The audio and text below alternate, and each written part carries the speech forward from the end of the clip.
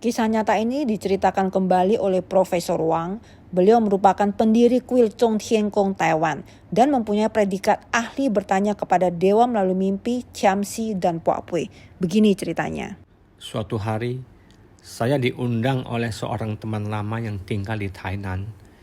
Ia baru saja memiliki rumah baru dan bersiap untuk menempatinya dalam waktu dekat. Sesuai tradisi, biasanya sebelum menempati rumah, dilakukanlah ritual Anshen Zuo, yaitu penempatan altar dewa secara spiritual agar rumah tersebut membawa kedamaian dan tidak mengundang bencana. Karena kami sudah bersahabat sejak lama, saya pun datang. Saya pikir, tentu dia sudah mempertimbangkan arah rumah, feng shui, dan kemungkinan qiong. Setahu saya, meskipun dia kelihatan biasa-biasa saja, dia sebenarnya cukup paham soal adat dan budaya Tionghoa. Tapi begitu saya masuk ke rumah itu dan memeriksa situasinya, saya langsung merasa ada yang tidak beres. Tahun saat itu adalah Pingsen, tahun monyet api. Menurut perhitungan feng shui Tionghoa, tahun itu membawa Sa Nanfang, artinya arah selatan sedang terkena sial. Sialnya lagi, rumah itu pas duduk di arah selatan dan menghadap di utara. Posisi altar dewa pun menghadap ke utara. Artinya altar itu juga duduk di selatan, tepat di arah qiong tahun itu. Dalam aturan feng shui spiritual, ini sangat tidak disarankan, bahkan dilarang untuk melakukan upacara altar dewa pada tahun tersebut. Saya langsung berkata, "Kamu ini sudah tahu tahun ini qiong arah selatan, tapi malah mau upacara penempatan altar dewa?" Dia menjawab, "Prof, rumah ini rumah baru, dan dewa rumah kami sudah bilang boleh pindah, boleh lakukan ritual." Saya mendekati altar yang dimaksud. Bentuknya bukan seperti altar dewa pada umumnya. Ia terlihat seperti kotak kayu berukir, cukup halus buatannya, dan bisa dibuka dari dua sisi. Ketika saya buka kotaknya, hanya ada rupang kepala Buddha di dalamnya, tanpa badan. Hati saya langsung tidak tenang. Saya merasa ada yang aneh. Karena saya ingin jelas, saya berkata, "Kalau begitu, izinkan saya bertanya langsung pada Dewa Buddha ini lewat Puapui." Saya bertanya, "Dewa Buddha, Anda mengatakan boleh pindah rumah dan melakukan ritual. Tapi berdasarkan feng shui tahun ini, arah rumah ini qiong. Jika memang benar-benar boleh, mohon beri saya 3 kali xinpui berturut-turut." Dan anehnya, betul, saya mendapatkan 3 kali xinpui.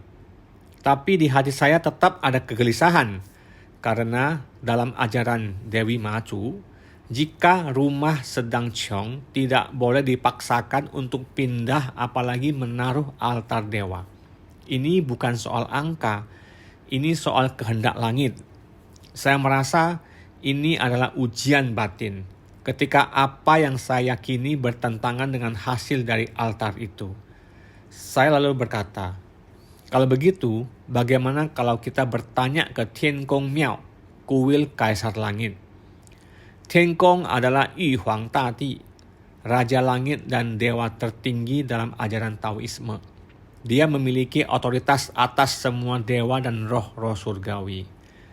Saya tidak ingin berdiskusi lebih jauh di depan rupang kepala Buddha itu. Jadi saya ajak teman saya turun ke bawah. Saat turun tangga, saya melihat kursi roda elektrik di ruang tamu mereka. Saya langsung curiga, siapa yang menggunakannya? Di atas meja, saya melihat foto. Teman saya menggendong anaknya yang tampak tidak mampu bergerak sendiri. Anak itu sepertinya mengalami disabilitas intelektual. Tapi, anak itu tidak mungkin mengoperasikan kursi roda elektrik. Artinya, kursi itu bukan untuknya. Pasti ada anggota keluarga lain yang juga mengalami kesulitan berjalan. Pengamatan kecil ini menambah kegelisahan saya. Sesampainya di kuil Tian Gong, saya meminta petunjuk kepada Yu Huang Dadi, Kaisar Langit.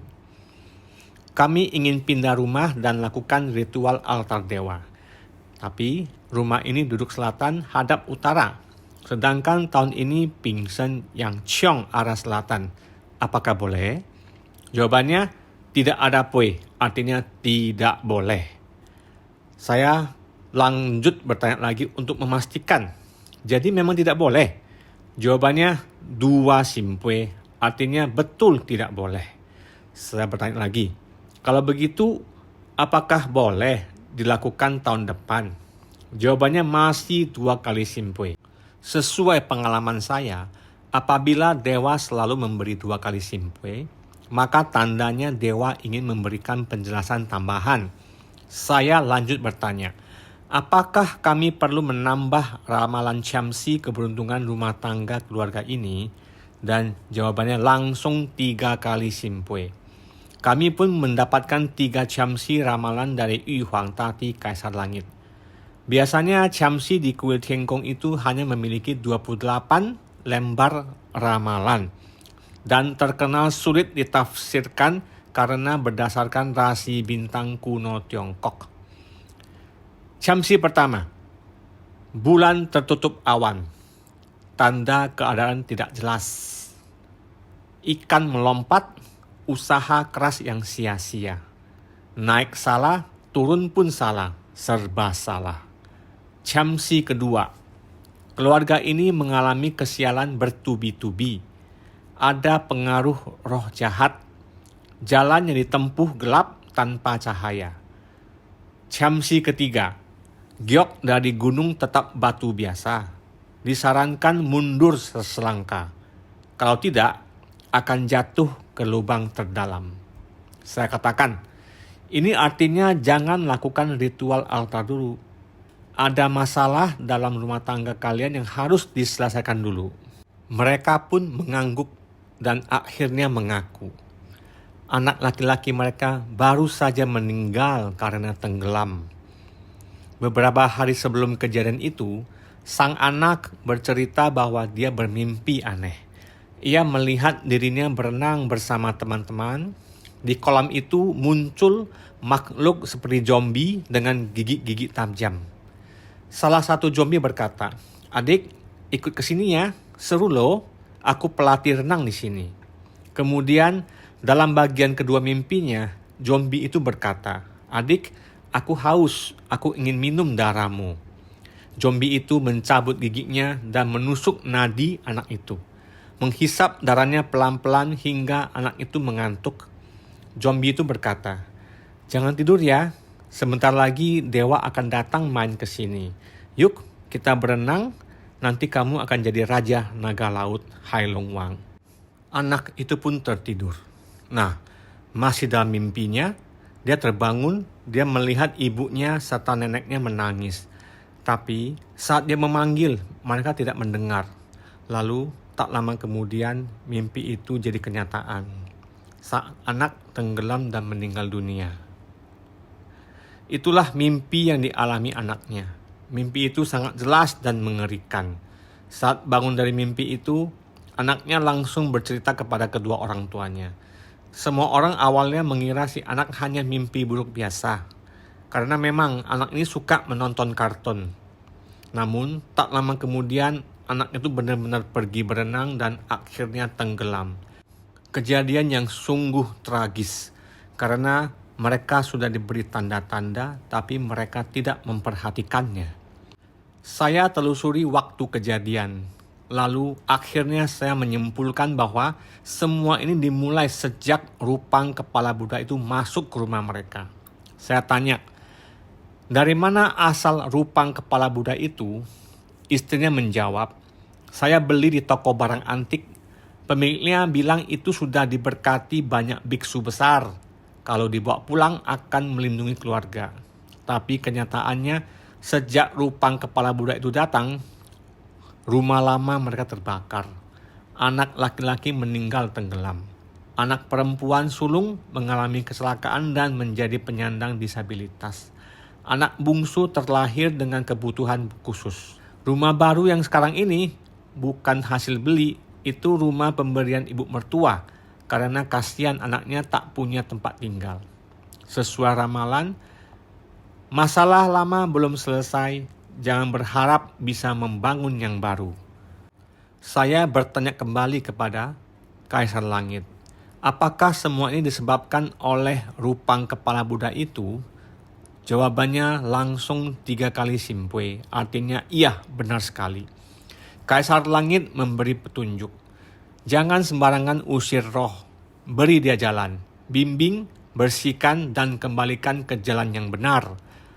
Kaisar Langit berpesan bahwa rupang kepala Buddha tersebut tidak perlu disembayangin lagi. Makanya, saya sering berkata, tidak peduli kamu membeli patung dewa atau patung Buddha di mana saja, di kaki lima, toko pinggir jalan, atau dimanapun juga. Kalau kamu benar-benar membawanya pulang atau bahkan untuk sembayang, kamu harus sangat hati-hati. Jangan sembarangan beli dan disembayangi, sungguh berbahaya. Kalau patung dewa atau patung Buddha yang sudah melalui prosesi ritual Kai Kwang dan berasal dari kuil besar atau kuil resmi lainnya yang memang sudah disiapkan dan untuk diberikan kepada umat dan diberikan kepada mereka yang berjodoh untuk dibawa pulang dan disembayangi, itu tidak masalah. Patung dewa atau Buddha yang belum melalui prosesi ritual lebih baik jangan ditaruh di altar dan diberi dupa. Tapi kalau hanya dijadikan hiasan atau pajangan di sudut rumah, ya tidak masalah. Makanya saya juga menyarankan kalau mau sembahyang lebih baik ke kuil atau wihara besar yang sudah resmi. Akhirnya rupang kepala Buddha itu dibawa ke kuil Tiengkong, dibersihkan secara spiritual, dan roh di dalamnya dilatih untuk menjadi tentara spiritual kuil. Kaisar Langit berpesan bahwa rupang kepala Buddha tersebut tidak perlu disembayangkan lagi, tapi cukup disimpan sebagai benda antik. Dan pada tahun berikutnya, teman saya baru melakukan ritual penempatan rupang Buddha. Sejak saat itu, kondisi keluarga mereka mulai membaik, tidak langsung sempurna, tapi setidaknya stabil dan damai. Hikmah cerita nyata ini bahwa tanpa sadar menyembah sesuatu yang tidak seharusnya disembah. Mereka mengira itu adalah sosok Buddha ataupun dewa. Padahal benda itu membawa energi negatif. Jadi teman-teman, tolong perhatikan hal ini baik-baik ya. Jangan sembarangan membawa pulang benda spiritual.